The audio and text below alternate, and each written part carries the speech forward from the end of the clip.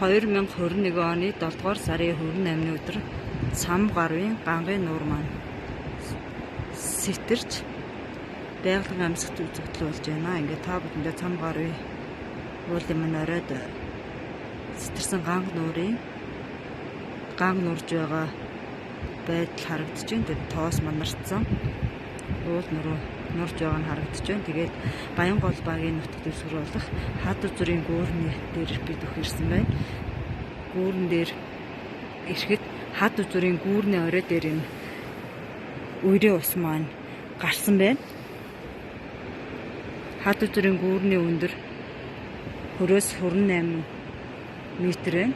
Энэ 48 метр газар үерийн ус маань ирж гарсныг та бүхэндээ харуулж байна.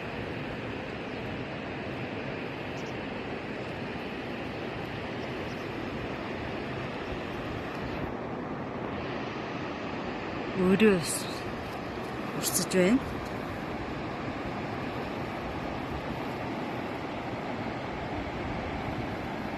Хад үзүрийн гүүрний орчмын мод бүгд урсаад явсан байна. Цөөхөн хэдэн тонны мод ингээд үлдсэн байна. Энэ бор эс рүү ингээд үерийн усны үлдсэн эс рүү орохоор бүгднээс дээшээ шууд шавар сууж байна.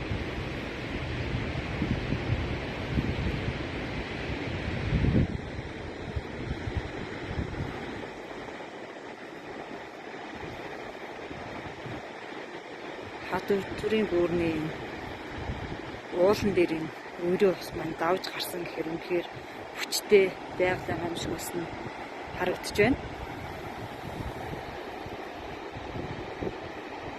Ямар ч иргэд явах боломжгүй болсон. Тийм учраас Баянгол багийн иргэд явах хөдөлгөөндөө бас хязгаарлалт хийж боломжтой бүр та бүхэндээ анхааруулъя. Хад үзүрийн гүүр маань урссан байна.